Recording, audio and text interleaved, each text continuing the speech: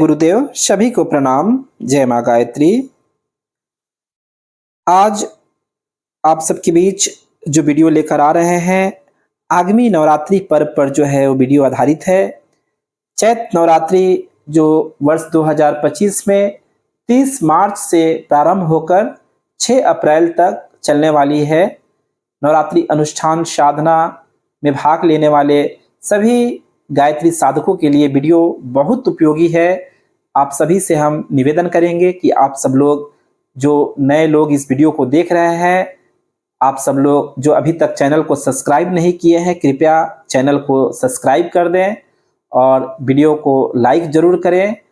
और कोई सुझाव हो तो कमेंट में ज़रूर लिखें और ऐसे भी कमेंट करके ज़रूर बताएं कि वीडियो आपको कैसा लगा।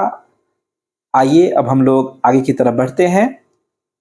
सबसे पहले आप सभी साधकों से निवेदन है, सभी भाइयों बहनों से निवेदन है कि एक बार आप सब लोग एक साथ एक स्वर में गायत्री महामंत्र बोलने की कृपा करेंगे। ओम भूर्भुवः स्वः तत्सवितुर्वरेण्यं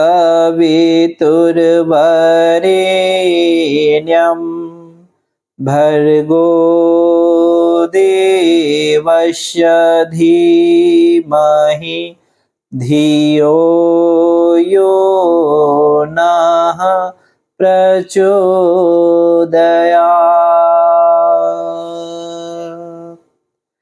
तो आज का जो विषय है आप सबको बता दें भाइयों बहनों, आज का विषय है 9 दुर्गाओं में गायत्री साधना। गायत्री महाविज्ञान भाग 1 वाङ्मय से ये लिया गया अंग है। आप सब लोग इसका जो है श्रवण करेंगे और पुनः आप सबसे निवेदन करेंगे कि जो लोग अभी तक वीडियो को इस चैनल को सब्सक्राइब नहीं किए हैं, चैनल को सब्सक्राइब जरूर कर लें और वीडियो को लाइक जरूर करें, कमेंट भी जरूर करें। आइए अब हम सब लोग विषय पर चलते हैं। 9 दुर्गाओं में गायत्री साधना। यो तो वर्षा, शरद, शिशिर, हेमंत, वसंत, ग्रीष्म ये 6 ऋतुएं होती हैं और मोटे तौर पे सर्दी, गर्मी, वर्षा यह 3 ऋतु मानी जाती है, पर वस्तुतः 2 ही ऋतु हैं, सर्दी, गर्मी। वर्षा तो दोनों ऋतुओं में होती है। गर्मी में मेघ सावन भादों में बरसते हैं, सर्दियों में पौष और माघ में वर्षा होती है। गर्मियों की वर्षा में अधिक पानी पड़ता है, सर्दियों में थोड़ा कम पड़ता है। इतना अंतर होते हुए भी दोनों ही बार पानी पड़ने की आशा रहती है हम सबके बीच। इन 2 प्रधान ऋतुओं के मिलने की संधि वेला को 9 दुर्गा कहते हैं। दिन और रात्रि के मिलन काल को संध्या काल कहते हैं और उस महत्वपूर्ण संध्या काल को बड़ी सावधानी से बिताते हैं।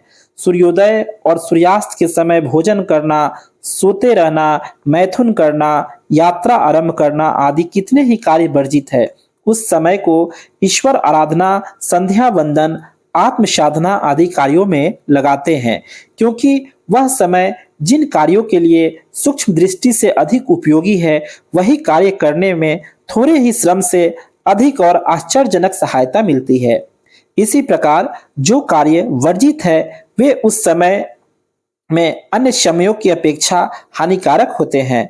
सर्दी और गर्मी के ऋतुओं का मिलन दिन और रात्रि के मिलन के समान संध्या काल है। पुण्य पर्व है।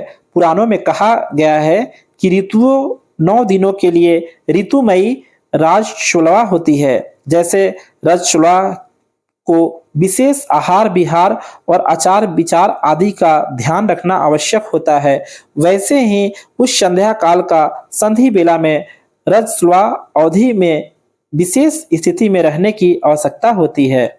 आरोग्य शास्त्र के पंडित जानते हैं कि आश्विन और चैत्र में जो सूक्ष्म ऋतु परिवर्तन होता है उसका प्रभाव शरीर पर कितनी अधिक मात्रा में होता है। उस प्रभाव से स्वास्थ्य की दीवारें हिल जाती है और अनेक व्यक्ति ज्वर, झुर्री, हैजा, दस्त, चेचक, अवसाद आदि अनेकों रोगों से ग्रस्त हो जाते हैं। वैद्य, डॉक्टरों के दवाखाने, हॉस्पिटलों में उन दिनों बीमारियों का मेला लगा रहता है।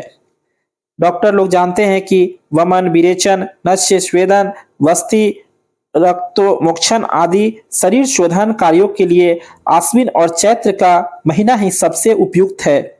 इस समय में दशहरा और रामनवमी जैसे दो प्रमुख त्योहार नौ दुर्गाओं के अंत में होते हैं।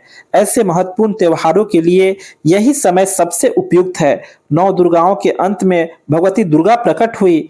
चैत्र में नौ दुर्गाओं के अंत में भगवान राम का अवतार हुआ।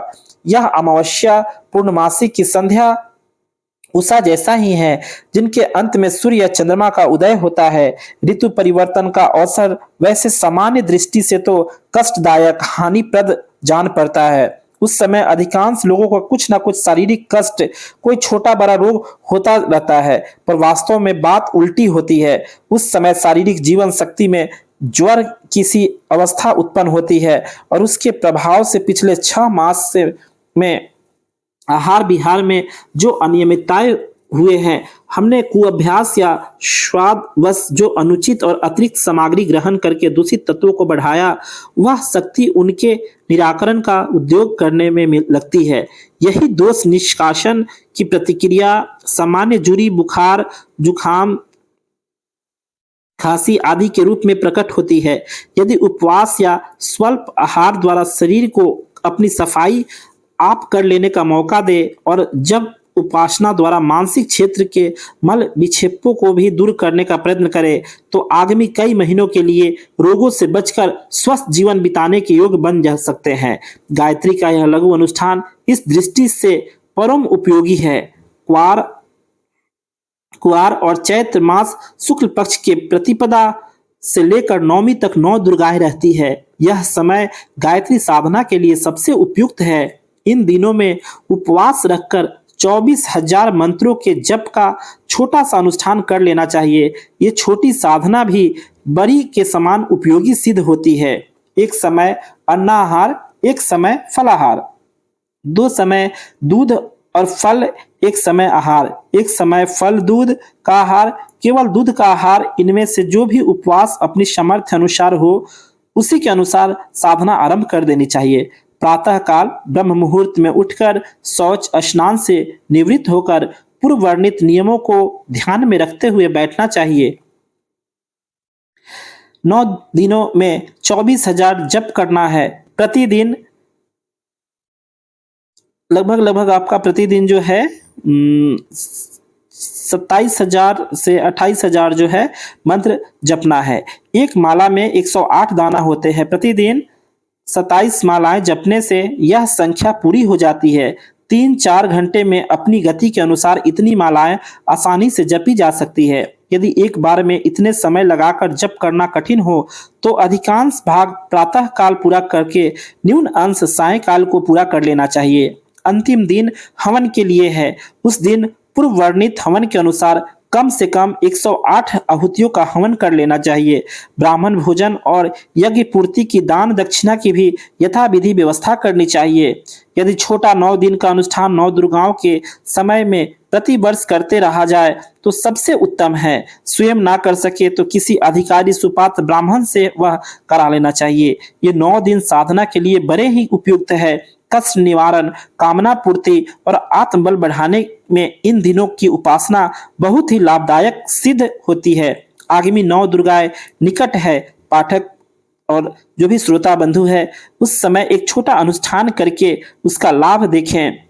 9 दुर्गाओं के अतिरिक्त भी छोटा अनुष्ठान उसी प्रकार कभी भी किया जा सकता है। 1.25 लक्ष का जप 40 दिनों में होने वाला पूर्ण अनुष्ठान है।